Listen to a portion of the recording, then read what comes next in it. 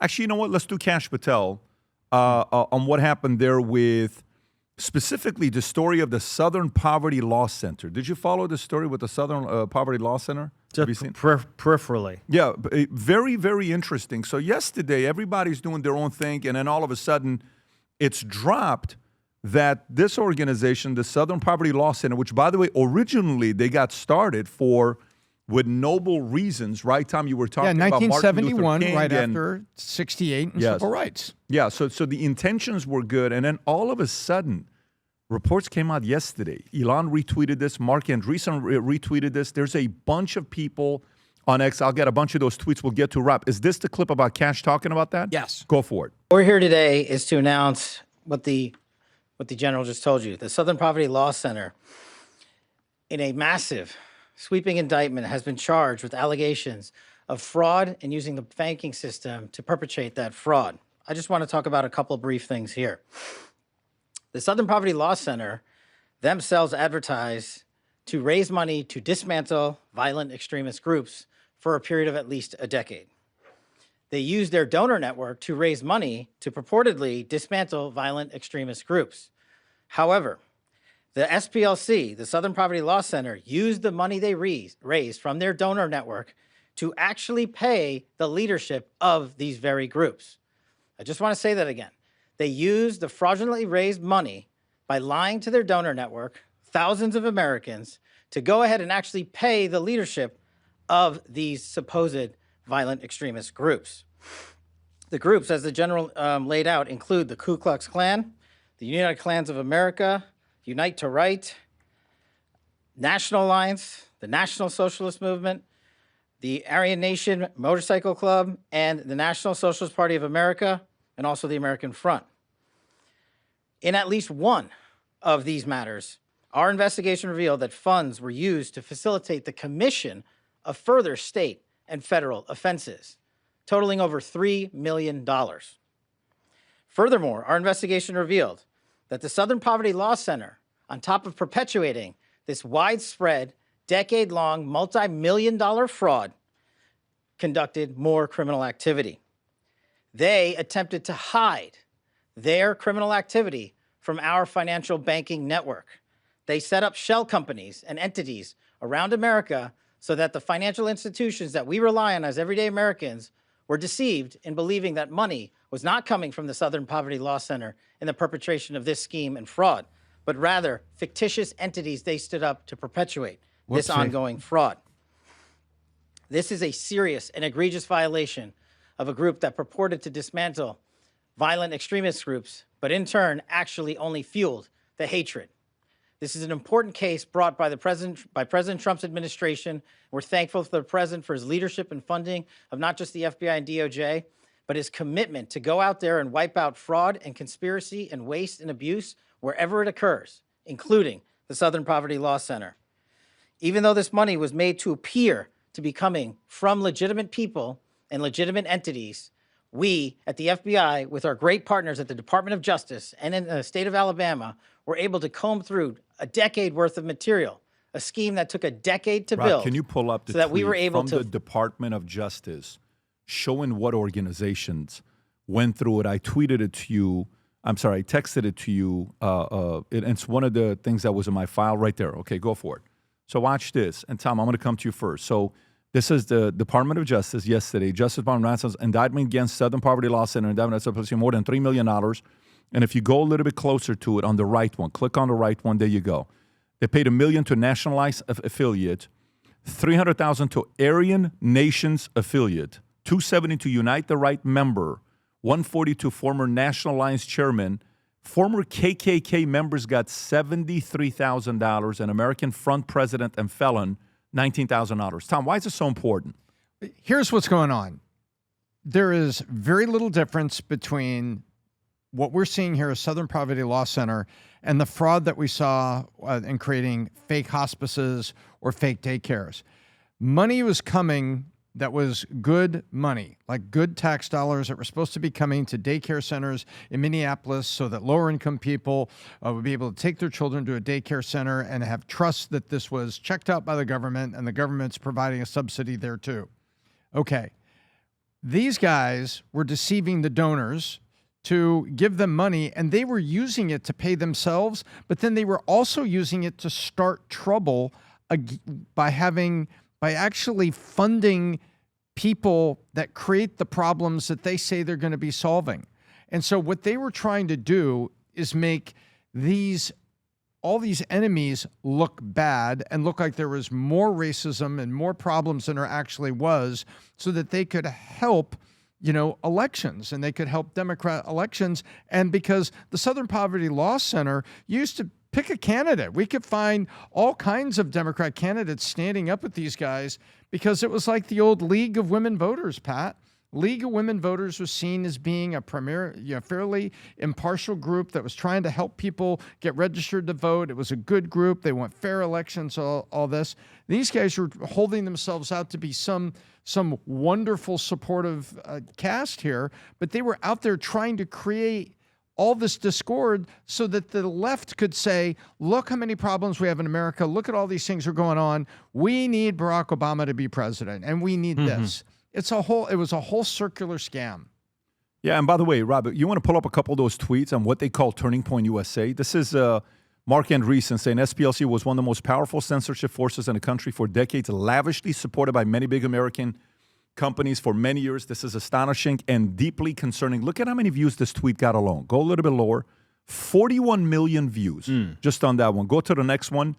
No, the other one, Rob, the one with Thomas Sowell, I think, the one I just sent you right there, Rabbit.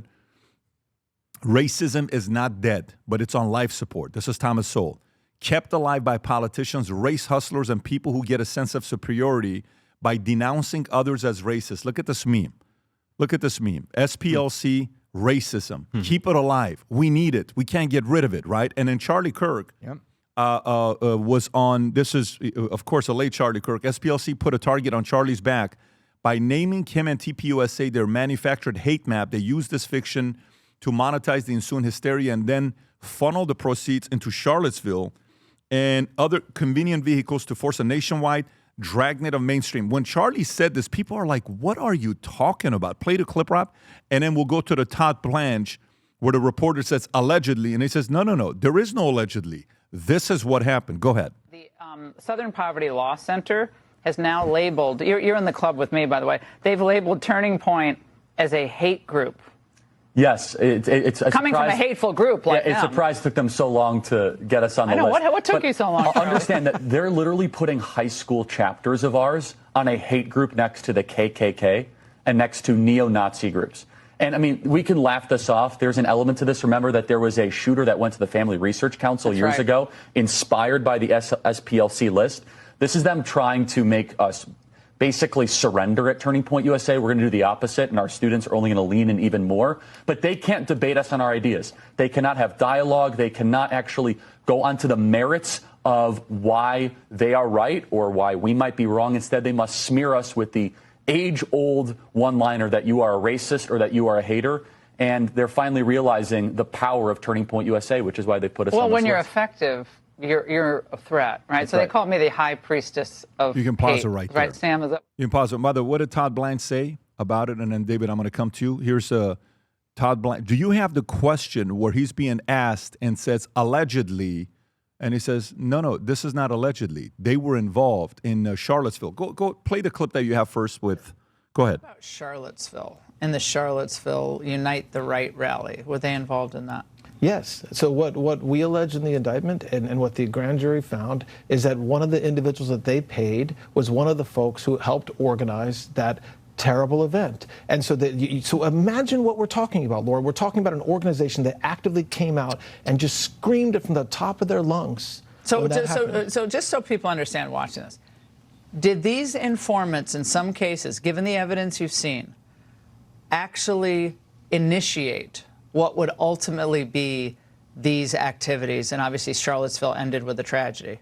Well, we know that they were part of those. They were part of it. Whether they were the leaders or the initiators, that'll come out, I think, eventually. But what we do know is that the very entities that this group was raising money to go against are the very entities that they were taking the money in and paying to these entities and these individuals associated with those groups. What was the money used for? Well, we don't know because, again, By the way, all we you know can is pause that it they right said there. There was a message going around yesterday of who gave money to SPLC. These are some names. And we verified it today, Rob. One of them, it says George Clooney and Amal gave them $1 million. Is that true? Confirmed. Yes. 2017, Unite the Right. Rally, Clooney gave him $1 million. Tim Cook, I didn't know that one, gave $1 million. Plus another $1 million to ADL. Tim Cook is a story we're going to get into that because he just stepped down. And then JP Morgan Chase.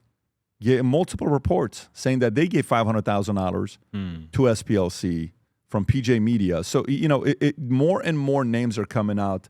David, how are you processing this information yourself? Well, look, from where I sit, I always look at stuff from an economic and market perspective, but I would say that more from a humanity perspective, the war that the Trump administration pledged to wage and is waging against, fraud and abuse and waste, and in this case, hate has to be applauded. And then you start wondering how much more of this is there. Like when Trump was talking about the deep state and people were rolling their eyes. Yeah, no, it actually exists. How many more skeletons are in the closet? That's what I'm thinking about. Man, I'm so curious. By the way, this is like a very big victory for FBI because the FBI kind of needed something like this. So good for them for having something here. Brandon, your thoughts? Yeah, stuff that comes to mind with the scope of how big this could be. It's like when you see those reports of we can't account for something like $21 trillion of the federal budget over the last 30 years. So, yeah, there's probably a lot of stuff like this. It's almost as crazy as if the U.S. government was to give money to something that ended up being a terrorist group in order to justify going overseas and fighting a war for it. So, not that we've done that before or anything, but it'd be like that crazy. So it's like a flywheel effect, and it's a very effective model if you're looking to create a problem that you're raising money to solve. Yeah, and by the way, this is the clip that I was talking about when the reporter tried to say allegedly.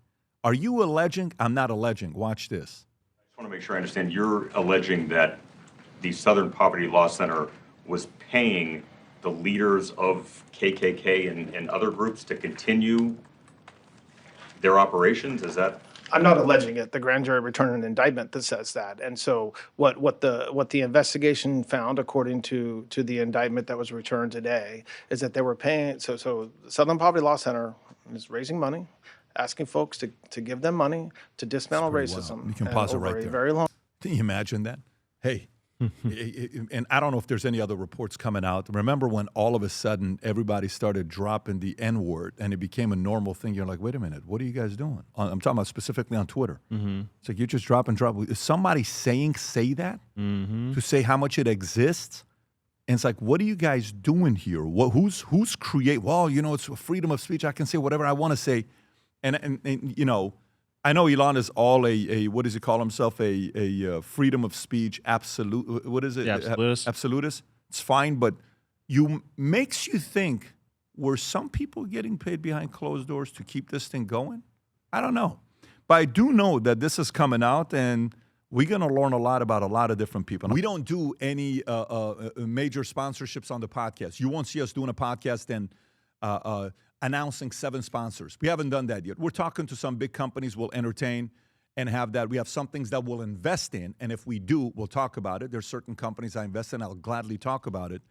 But when it comes out to the Vol Conference, if there's one thing that I can tell you, it's 12,000 people in one room this year in Las Vegas at the MGM Grand Arena, and a lot of business owners want to get in front of these qualified customers. So, Rob, I don't know if you have the pitch deck go on that real quick if you could.